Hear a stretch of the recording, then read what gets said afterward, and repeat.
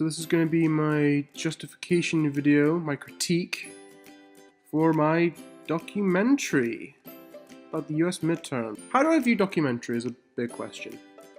I like to take this quote from John Grierson, and I feel it just pretty much sums up what a documentary objectively is. Documentary is the creative treatment of actuality, he said. You have other definitions such as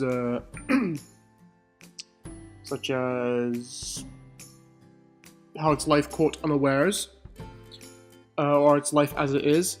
I don't really subscribe to that idea, because as soon as you walk into an environment, you've changed it. As soon as your presence is there, they're not going to act the way they normally would if you weren't there. The circumstances are going to change slightly.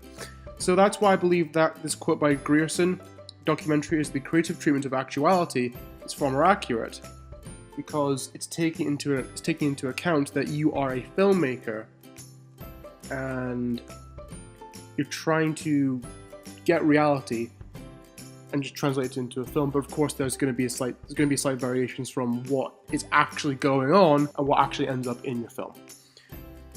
So let's just talk about my film very, very quickly. It's not really a film, it's more of a video series. It is a 3-part video series about the US midterms. Why did I choose the US midterms?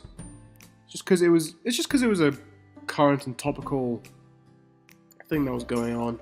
And plus I'm quite interested in this kind of stuff anyway, kind of politics, election, news coverage type stuff. So I just thought doing this type of video series would be quite interesting to do for me and for anyone else who might watch it.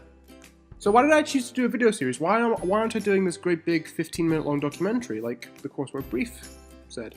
The reason why I chose to do it as a video series was because of just like the changing times. If you look at other videos about elections on YouTube or just anywhere else for that matter, they're usually a bunch of smaller videos. They're not one great big long video. They're these smaller videos that break down each little bit of the election. So the background, what the issues brought up were, and the results, which is the structure I followed here. So overall, these films are these short videos. They equate to a 15-minute long piece. So I have fulfilled the criteria in that regard, and I'm just being a little bit more hip and cool by having it be a video series, little bite-sized chunks.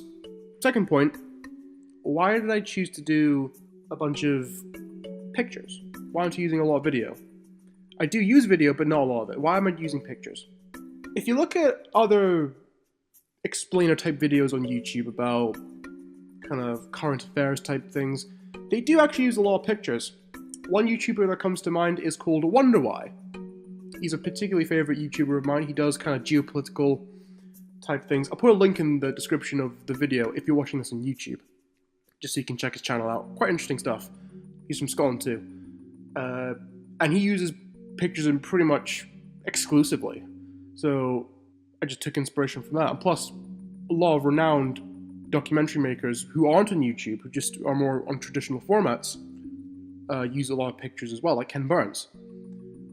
Ken Burns has the classic get a picture and zoom into it or zoom out of it, which is what I use a lot in this series. So I feel as though it does, having a liberal use of pictures does kind of fit into documentary convention and all that stuff. All the video and all the pictures I do use are sourced from Creative Commons, so I didn't need to use a license for them. However, in 2 of the 3 parts, I do give sources, and the music is all royalty free as well. It's all if you watch it on YouTube, then it's all on the description in the video about where I got the music from. I haven't talked yet about how this fits into more kind of documentary genre, documentary theory. So I'll just quickly do that right now.